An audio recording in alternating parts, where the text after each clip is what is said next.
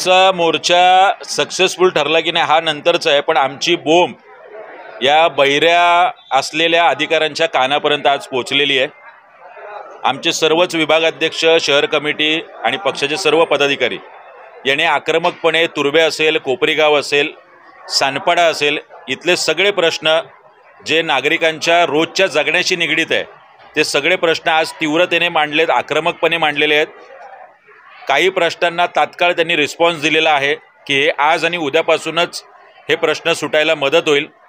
ज्या प्रश्नांसाठी वेळ लागणार आहे तो पुरेसा वेळ सुद्धा आम्ही दिलेला आहे, पण त्यांनी दिलेल्या मुदतीत हे प्रश्न नाही सुटले तर ही बोंब आता पुढच्या काही दिवसांमध्ये अधिकाऱ्यांच्या कॅबिनपर्यंत जाईल आणि या वॉर्ड ऑफिसरच्या गेटला आणि कॅबिनला महाराष्ट्र सैनिक नक्की टाळं लावा आंदोलन करतील। अतिक्रमणाचा विषय असेल, पाण्याचा विषय असेल, रस्त्यांच्या खड्ड्यांचा विषय असेल किंवा प्रदूषणाचा विषय असेल, या सगळ्या प्रश्नांवरती पुढच्या काही 15 दिवसांमध्ये ठोस अशी कारवाई होईल असा एक शब्द वॉर्ड अधिकारी आणि त्यांच्या सर्व अधिकाऱ्यांनी या क्षणी आम्हाला दिलेला आहे। जर हे नाहीच झालं तर महाराष्ट्रात नवी मुंबईतल्या सर्व 8 वॉर्ड ऑफिसवरती हिंसक आंदोलन जर झालं तर त्याला महापालिका अधिकारी आणि प्रशासन जबाबदार असेल। नाही बघा, आता हे सगळे आमदार, नगरसेवक यांचा लोकांच्या प्रश्नाशी आता कुठलाही संबंध राहिलेला नाही। हे नगरसेवक 111 नगरसेवक जे महापालिकेचे होते, जे आता माजी झालेत, पण ज्यांच्या गाड्यांवरचे बिल्ले मात्र अजून तेच आहेत की आम्ही नगरसेवक आहोत। काही माजी आमदार झाले तरी पोलीस संरक्षणात फिरतायत कारण वडील वनमंत्री आहेत म्हणून। तर अशा पद्धतीचे हे माजी आमदार आणि माजी नगरसेवक यांचा कुठलाही नागरिकांशी संबंध न राहिल्यामुळे आता ही जबाबदारी आणि हा अंकुश ठेवणं महापालिकेवर, ही जबाबदारी महाराष्ट्र नवनिर्माण सेनेवर आलेली आहे आणि सातत्याने अशा विविध प्रश्नांवरती आम्ही आंदोलनं करतोय आणि लोकांच्या प्रश्नासाठी भांडतोय।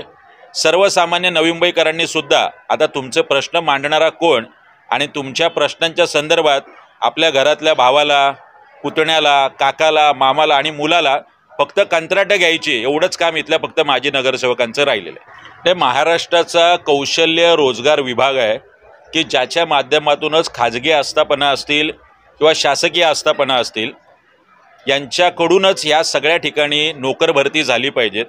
मला कळत नाही ह्या नवी मुंबईमध्ये जे प्लेसमेंट नावाने बोगस भरती मुलांची करायची, त्यांच्याकडून रजिस्ट्रेशनसाठी पैसे घ्यायचे, कामाला लावतो म्हणून पैसे घ्यायचे, पण प्रत्यक्षात मुलांना कामाला लावलं जात नाही।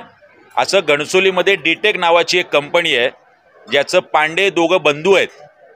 रोज 50-100 मुलांकडून 2-2, 5-5 हजार गोळा केले जातात।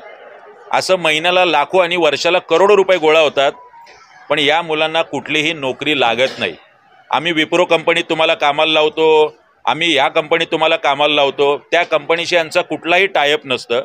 माझं राज्य शासनाचं ज्यांच्याकडे लोडांकडे हे डिपार्टमेंट आहे कौशल्य रोजगार विभाग, नवी मुंबईतल्या सगळ्या प्लेसमेंट सर्व्हिसेस बंद झाल्या पाहिजेत। लवकरच पोलीस आयुक्तांना या अशा बोगस प्लेसमेंट सर्व्हिसच्या संदर्भात आम्ही एक रीतसर अधिकृत निवेदन दिलं जाणार आहे। जर हे नाही झालं तर प्रत्येक पोलीस स्टेशनवरती नक्की मनसेचा मोर्चा निघेल। हे बघा, पोलिसांच्या उदासीन भूमिकेपेक्षा मला वाटतं कौशल्य रोजगार विभागाची उदासीनता आहे। हे खरं म्हणजे पोलिसांचं काम नाही। ही फसवणूक जर होत असेल तर पहिलं काम कौशल्य रोजगार विभागाचं आहे आणि दुसरं पोलिसांचं। आम्ही आता पोलिसांना दिलेलं आहे, आम्ही कौशल्य रोजगार विभागालाही देणार आहोत। आम्ही दिल्यानंतर कागदपत्रांच्या पुराव्यासह जर पोलिसांचा अभय असेल तर नक्की पोलीस स्टेशनवरती आम्ही मोर्चा काढू। नाही बघा, मनसेची तयारी यांच्यासारखी नगरसेवक विकत घेणं आणि पदाधिकारी विकत घेणं असं नाही। आम्ही नागरिकांच्या प्रश्नासाठी सातत्याने 5ही वर्ष काम करतो। या 3-4 वर्षापूर्वी निवडणुका नव्हत्या, आम्ही सिडकोच्या घरांचा प्रश्न हातात घेतला होता आणि तो सोडवला। आम्ही कामगारांचा प्रश्न हातात घेतला होता आणि सोडवला। आम्ही विष्णुदास भावे नाट्यगृहाचा प्रश्न होता तो सोडवला। निवडणुका नसताना सुद्धा आमची ही कामं चालू आहे। कुठल्याही निवडणुका डोळ्यासमोर ठेवून आम्ही हे करत नाही आहे। ऑक्टोबर हिट आहे, पण तरीसुद्धा महिला असतील, मोर्चामध्ये ज्येष्ठ नागरिक असतील, तरुण असतील, आपल्या कामावरती दांड्या मारून सुद्धा आपल्या नागरिकांचे प्रश्न आहे तुर्बे सानपाड्याचा, म्हणून या मोर्चामध्ये आलेले आहे। निवडणुका येत जात राहतात, मला वाटतं लोकांचे प्रश्न हे जास्त महत्त्वाचे। महाराष्ट्र नवनिर्माण सेना याचा झेंडा नक्की फडकेल। हे बघा, राजरोसपणे मोठ्या प्रमाणात परप्रांतीय फेरीवाले मुंबई ठाण्यातच नाही नवी मुंबईत सुद्धा अनेक ठिकाणी आपल्याला दिसत आहेत। महापालिकेचे अधिकारी हप्ता वसुली करतात हा माझा स्पष्ट आरोप आहे. महापालिकेच्या अधिकाऱ्यांच्या आशीर्वादामुळे फक्त जुजबी कारवाई दाखवायची, मात्र कुठली ठोस कृती करायची नाही. नॉमिनल दंड आकारायचा, पण मात्र यांच्यावर फौजदारी गुन्हे दाखल होत नाही. आमच्या प्रकल्पग्रस्तांनी गरजेपोटी घर काय थोडंसं बांधलं, एखाद्या मराठी माणसाने छोटी काय वडापावची गाडी टाकली की महापालिकेचे अधिकारी येतात, दंड आकारतात, गाडी बंद करतात, गुन्हा दाखल करतात. मला कळत नाही ह्या परप्रांतीयांवरती गुन्हे का दाखल होत नाही. आता आम्ही विचारलं, सानपाड्यामधल्या प्रकल्पग्रस्तांवरती 30 गुन्हे दाखल झालेत आणि या तुर्बे वॉर्ड ऑफिस अंतर्गत एकही गुन्हा परप्रांतीय जो कोणी फेरीवाला आहे त्याच्यावर अद्याप गुन्हा दाखल नाही.